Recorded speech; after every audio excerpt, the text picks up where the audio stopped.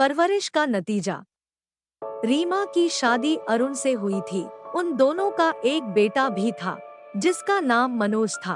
Arun army में job करता है। उन दोनों का जिंदगी अच्छे से बीत रही थी। एक बार अरुण 2 हफ्ते की छुट्टी लेकर घर आया था। वो थोड़ा परेशान सा था पूरे छुट्टी में। छुट्टी खत्म कर वो ड्यूटी के लिए घर से निकल गया, लेकिन उसके बाद ना तो कोई कॉल और ना ही कभी छुट्टी लेकर घर आया। मनोज अब बड़ा हो गया था। वो आर्मी में जाने के लिए अपनी माँ से जिद कर रहा था, लेकिन रीमा मनोज को आर्मी की नौकरी के लिए मना कर रही थी। एक माँ का दिल अंदर से घबरा रहा था, जबकि मनोज को शुरू से ही देश प्रेम की भावना थी।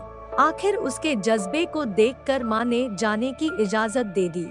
मनोज का प्रशिक्षण पूरा हुआ और उसकी तैनाती बॉर्डर में हो गई। 8 महीने हो गए थे। रीमा आज अरुण को याद कर रही थी कि कैसे वो उसे और मनोज को छोड़ कर गया और कभी वापस नहीं आया। बाद में पता चला उसने दूसरी शादी कर ली। रीमा ने बहुत दिक्कतों से मनोज को पाल पोस के बड़ा किया। अभी वह विचारों से बाहर नहीं आई थी कि फोन की घंटी बज उठी।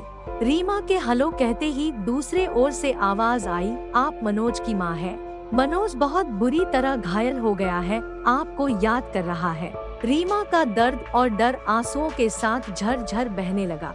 वह अपनी सहेली रमा के घर गई। बात पता चलते ही रमा और उसके पति ने सामान बांधा और दोनों रीमा को लेकर पंजाब के लिए निकले। सेना के अस्पताल में पहुंचते ही बताया गया कि मनोज कमरा नंबर 12 में है। वह बदहवास सी पहुंची। बेटे को बहुत चोट आई थी, हालत नाजुक थी। एक ही सहारा था रीमा का। सभी दुआ कर रहे थे। धीरे धीरे हालत सुधरे और रीमा मनोज को लेकर घर आ गई। वक्त का पहिया घूमा और एक दिन अचानक अरुण मिला। मनोज के आर्मी में होने का सुनते ही बिदक कर रीमा को बोला, कैसी माँ हो, यही जिम्मेदारी निभाई तुमने, बेटे को भेज दी मरने के लिए।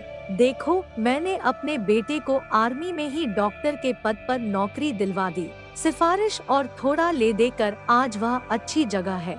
रीमा बिना कुछ बोले घर आई। मनोज को आर्मी में भेजने का निर्णय मन ही मन तौलने लगी।